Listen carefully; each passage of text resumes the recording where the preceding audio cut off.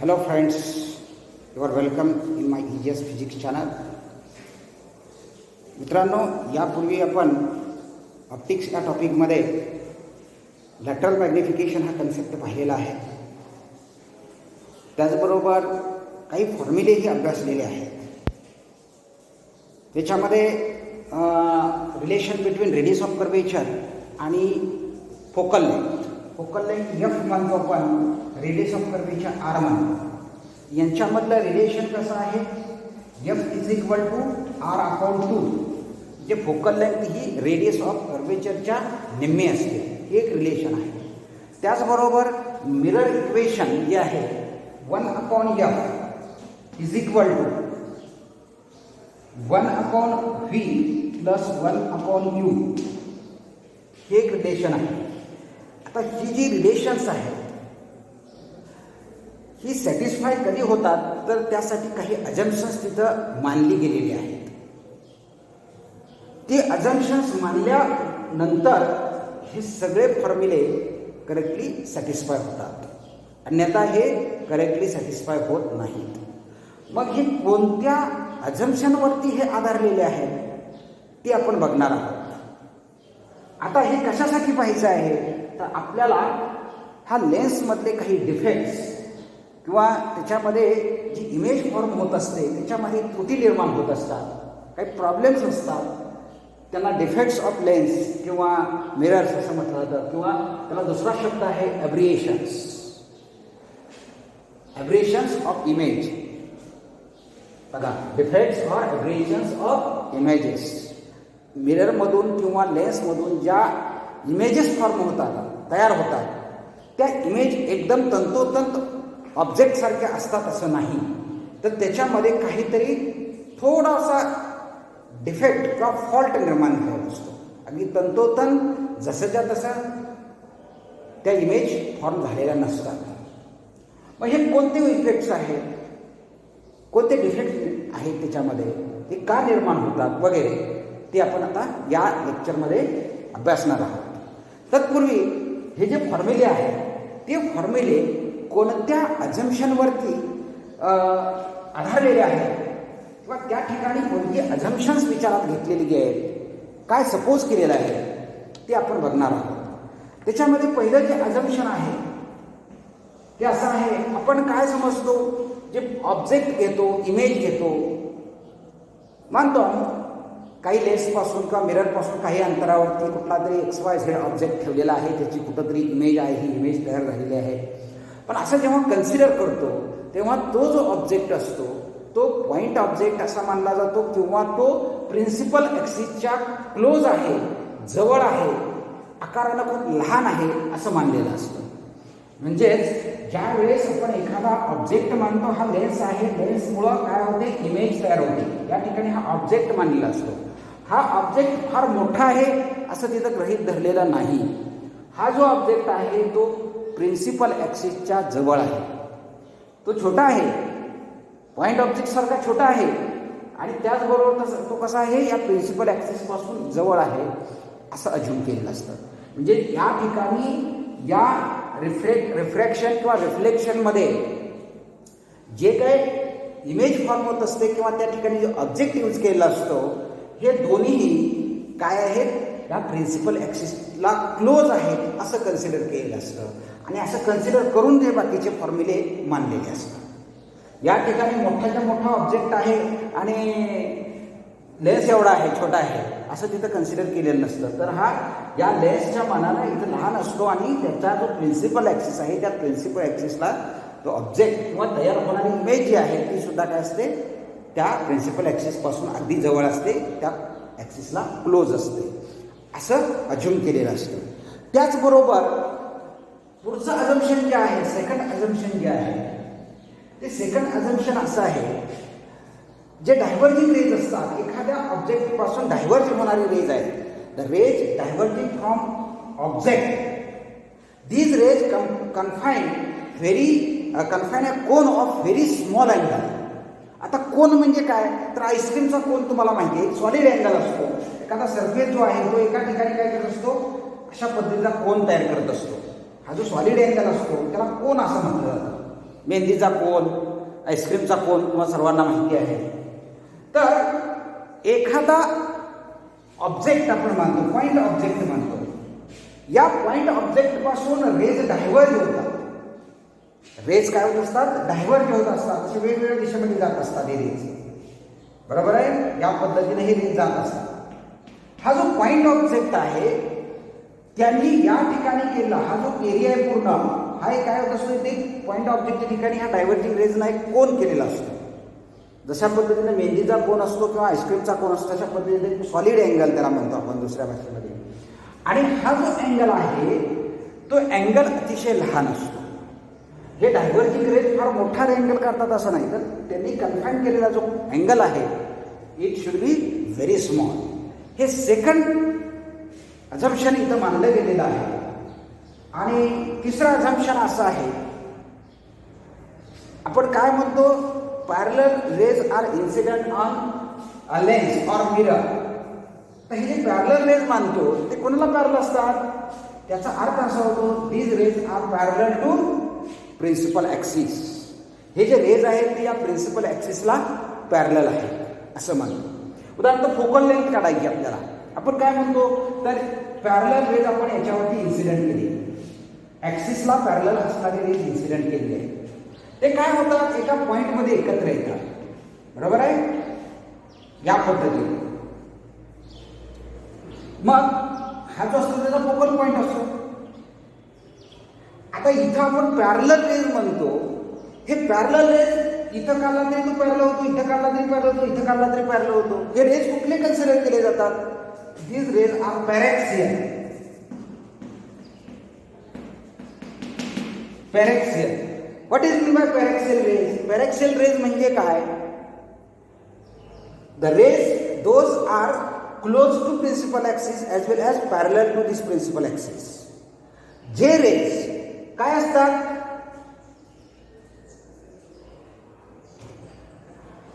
या principal ॲक्सिसला parallel असतात, त्याच पद्धतीनं या प्रिन्सिपल ॲक्सिसला क्लोज असतात, त्या रेजला आपण काय म्हणतो, पॅरॅक्सियल रेज असं म्हणतो. बरोबर आहे?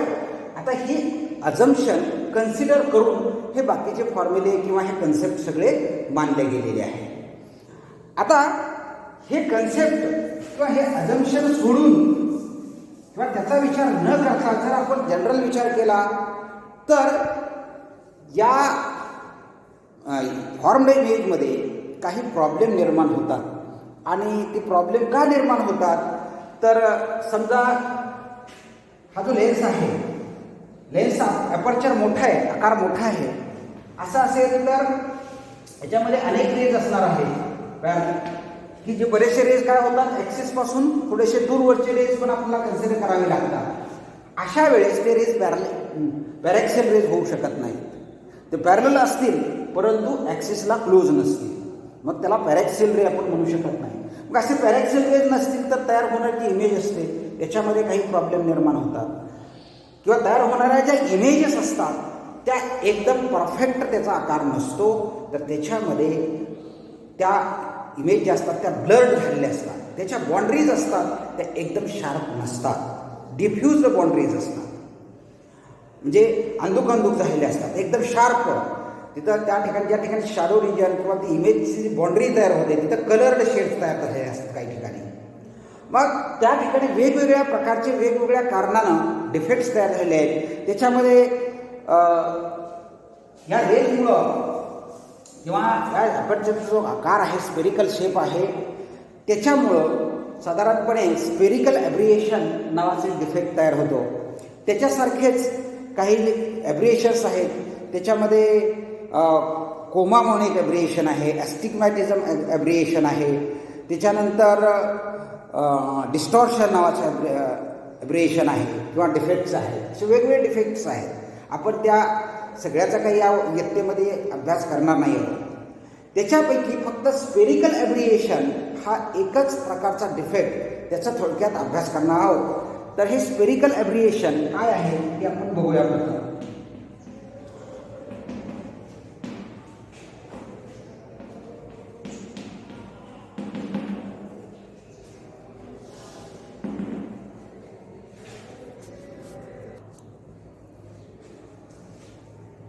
जे स्पेरिकल ॲब्रिएशन आहे, हे स्पेरिकल ॲब्रिएशन आपण पहिल्यांदा मिररमध्ये स्टडी करूया.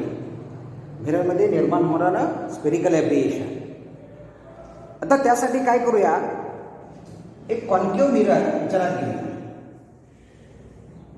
बरोबर आहे. हे इथं आपण हा कॉन्केव्ह मिरर विचारात घेतलेला आहे. आपल्याला माहिती आहे या ठिकाणी याचा पोल असेल, इकडे सेंटर ऑफ कर्वेचर असेल, याच्यातून जाणारी लाईन म्हणजे काय झाला, ॲक्सिस झाला, प्रिन्सिपल ॲक्सिस त्याला म्हणतो आपण. बरोबर आहे. आता या ठिकाणी या ॲक्सिसला पॅरलल असणारे रेज सर्व एका पॉइंटमध्ये रिफ्लेक्शन एकत्र येतात. उदाहरणार्थ या पद्धतीनं हा रे विचारात घेतला, इथला हा रे विचारात घेतला.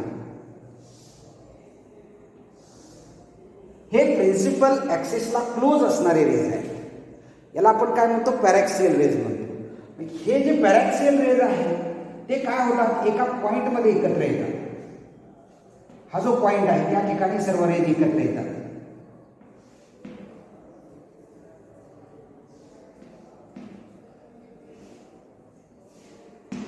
हा जो पॉइंट आहे त्याला आपण काय म्हणतो, FP. FP असं एक थोडा वेळ उदाहरण दाखल मानूया. आणि या ठिकाणी काय होणार आहे, याची शार्प इमेज तयार होणार आहे, क्लिअर इमेज तयार होणार आहे.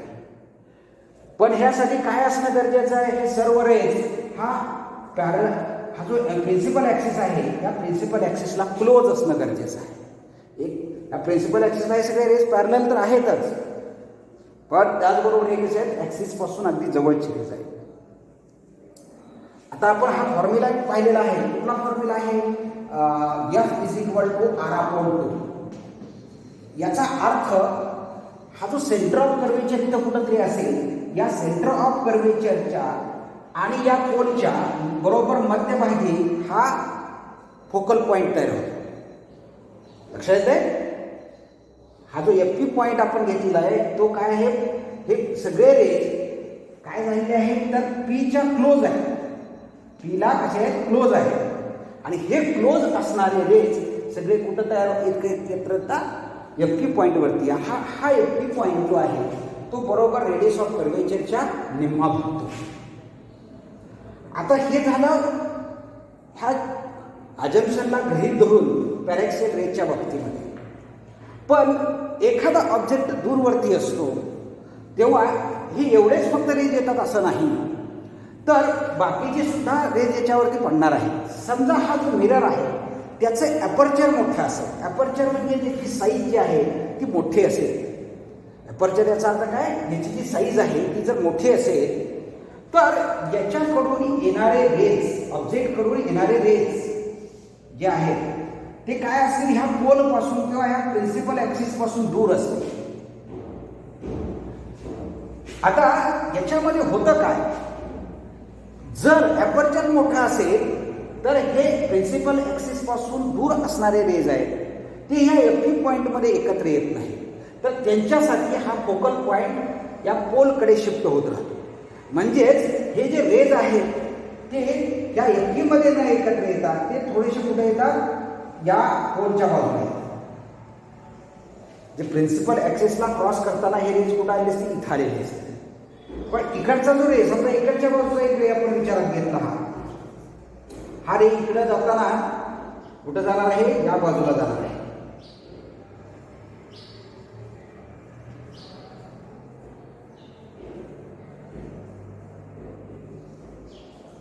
या पद्धतीने. आता बघा काही रेज काय होतात, या पॉइंटला एकत्र येतात, त्याला आपण FM असं नाव देऊया. FM हा पॉइंट आहे. काही रेज FM मध्ये एकत्र आलेले आहेत. याच्यापेक्षा खालचे रेज इथं दोन्हीच्या मध्ये एकत्र आले असतील, याच्यापेक्षा वरचे काही रेज असतील ते हळूहळू इकडे शिफ्ट होत जातील. मग जे रेज ॲक्सिसला पॅरलल आहे म्हणजे पॅरॅक्सियल रेज आहे ते सगळे कुठे एकत्र येतात, ह्या FP मध्ये एकत्र येतात. पण जसजसं रेज या ॲक्सिस पासून दूर दूरचे आपण कन्सिडर करत जाऊ, त्यांच्यासाठी मात्र हा फोकल पॉइंट कुठं शिफ्ट होत जातो, या पोलकडे शिफ्ट होत जातो. एखाद्या ऑब्जेक्टची क्लिअर इमेज तयार होण्यासाठी सगळे रेज ह्या एकाच पॉईंटमध्ये एकत्र येणं गरजेचं आहे. आपल्याला जर क्लिअर इमेज मिळवायची असेल तर सगळे या ठिकाणी एफ पी या पॉईंटमध्ये सगळे एकत्र येणं गरजेचं आहे. पण तसं होताना दिसतं का नाही? जे पॅरेक्सिल रेज आहेत तेच फक्त एफ पीमध्ये एकत्र येतात आणि या प्रिन्सिपल ॲक्सिसपासून दूरचे रेज जे आहे ते मात्र त्यांच्यासाठी हा फोकल पॉईंट काय होत जातो? या पोलकडे शिफ्ट होत जातो. जसजसं यातला अंतर वाढत जाईल तसतसा हा फोकल पॉईंट इकडे इकडे इकडे शिफ्ट होत जाणार आहे. मग अशा पद्धतीनं काय होत जातं तर यामध्ये जी इमेज फॉर्म होणार आहे ती इमेज एकदम शार्प न तयार होतात. त्याच्या ज्या बाउंड्रीज असतात त्या अनक्लिअर बाउंड्रीज तयार होतात, क्लिअर बाउंड्री तयार होत नाही. म्हणून त्या इमेज ज्या आहेत त्या ब्लर्ड इमेज आहेत असं मानलं जातं. लक्षात आलं?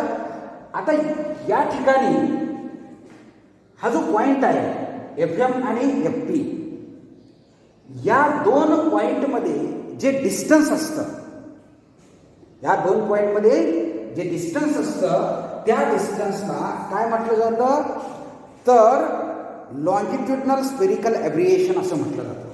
काय म्हटलं जातं? लॉन्जिट्युडनल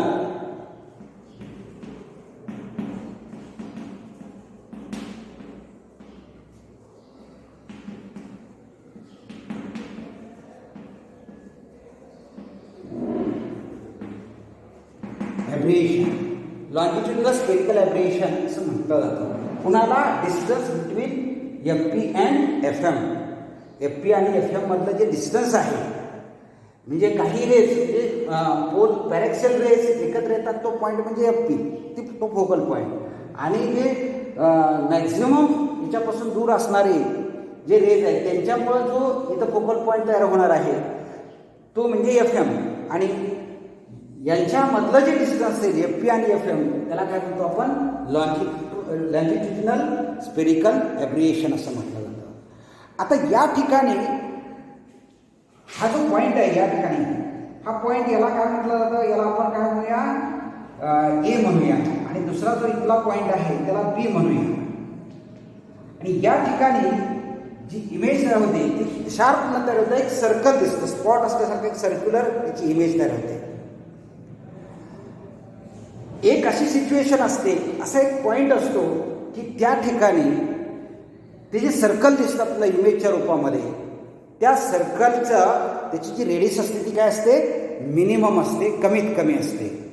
आणि त्या सर्कलला काय म्हटलं जातं? Circle of least confusion. त्याला काय म्हटलं जातं? Circle of least confusion. ही जे अंतर आहे म्हणजे हे जे अंतर आहे त्याला काय म्हणायचं आहे? आता ए बी अंतराला काय म्हटलं जातं तर ट्रान्सव्हर्स स्पेरिकल ॲब्रिएशन असं म्हटलं जातं. ए बी हे जे अंतर असतं त्याला काय म्हटलं जातं? Transverse spherical aberration. आणि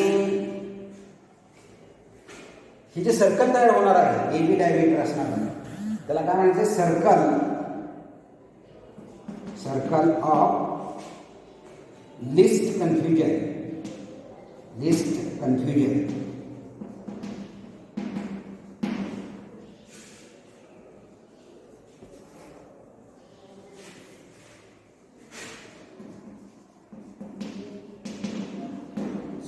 सर्कल ऑफ लिस्ट कन्फ्युजन.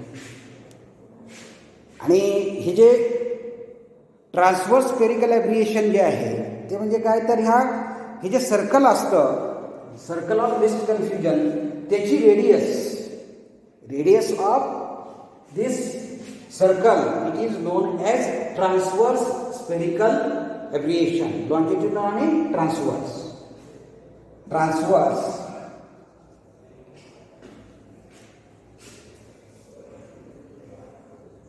दिले दोन्ही ट्रान्सव्हर्स स्पेरिकल ॲब्रिएशन. तर या पद्धतीनं तुम्हाला हे स्पेरिकल ॲब्रिएशन अभ्यासता येईल. आता हे जे स्पेरिकल ॲब्रिएशन आहे ती आपल्याला अवॉइड करता येत नाही, कारण या स्पेरिकल नेचरमुळं काय झालेलं असतं? स्पेरिकल ॲब्रिएशन क्रिएट झालेलं आहे. हे जर रिमूव्ह करायचं असेल किंवा मिनिमाइज करायचं असेल तर आपल्याला त्या मिररचा जो शेप आहे तो स्पेरिकल घेऊन चालणार नाही. कारण स्पेरिकल नेचरमुळं, त्या मिररच्या स्पेरिकल नेचरमुळं काय झालेलं आहे, त्या इमेज फॉर्मेशनमध्ये डिफेक्ट निर्माण झालेला आहे आणि त्याला आपण स्पेरिकल एब्रिएशन म्हणतो. मग याला काय करावं लागेल, हा जो स्पेरिकल शेप आहे तो त्याचा बदलावा लागतो. मग याच्यासाठी काय करायचं, हा स्पेरिकल घ्यायच्या ऐवजी हा घ्यायचा पॅराबोलिक. म्हटलं तर या आकाराचा घ्यायचा, याला म्हणायचं पॅराबोलिक. असा जो शेप असतो त्याला काय म्हटलं जातं, पॅराबोलिक शेप म्हटलं जातं. आता या ठिकाणी कुठून जरी रेज आले, अशा पद्धतीचा शेप असेल, कुठून जरी रेज आले तरी ते कुठं एकत्र येतात, एकाच पॉईंटमध्ये एकत्र येतात, एका फोकसवरती एकत्र येतात. लक्षात आहे. मग असा जर शेप आपण मिररचा वापरला तर त्या ठिकाणी काय होतं, हे स्पेरिकल एब्रिएशन आहे ते रिड्यूस होतात, कमी होतात. मग यासाठी आपल्याला काय करावं लागेल, ह्या मिररचा जो स्पेरिकल शेप आहे त्याच्याऐवजी कसा शेप घ्यावा लागेल, पॅराबोलिक. पॅराबोलिक शेप घ्यावा लागेल आणि पॅराबोलिक शेप वापरून आपण काय करू शकतो, या पद्धतीचं एब्रिएशन रिमूव्ह करू शकतो. अशा पद्धतीचं तुम्ही हे कशा पद्धतीने रिमूव्ह केलेलं आहे याचं उदाहरण आपल्याला सांगता येईल. एखादी व्हेकल घेतली, तिचे जो हेडलाईट असतो त्याच्यामध्ये काय केलं असं आतल्या बाजूला रिफ्लेक्टर बसवलेले असतात. हे रिफ्लेक्टर त्याचा जो आकार असतो तो या पद्धतीनं पॅराबोलिक तयार केलेला असतो. किंवा टॉर्च असते, सर्चलाईट असते, त्याच्यामध्ये जो बल्ब असतो त्या बल्बच्या पाठीमागे एक रिफ्लेक्टिंग सरफेस असतो आणि हा रिफ्लेक्टिंग सरफेस त्याचा शेप सुद्धा अशा पद्धतीचा स्पेरिकल घेतला जात नाही. तर तो जो रिफ्लेक्टिंग सरफेस असतो तो अशा पद्धतीचा पॅराबोलिक असतो. त्याच्यामुळे एका पॉईंटमध्ये सर्व लाईट फोकस होत असतो आणि हे त्याचं उदाहरण आपल्याला सांगता येतं. ठीक आहे. तर अशा पद्धतीनं आपल्याला हे स्पेरिकल एब्रिएशन अवॉइड करता येतं. कशा पद्धतीनं, या मिररचा जो स्पेरिकल शेप आहे तो स्पेरिकल शेप ऐवजी पॅराबोलिक शेपचा मिरर वापरतो. ठीक आहे.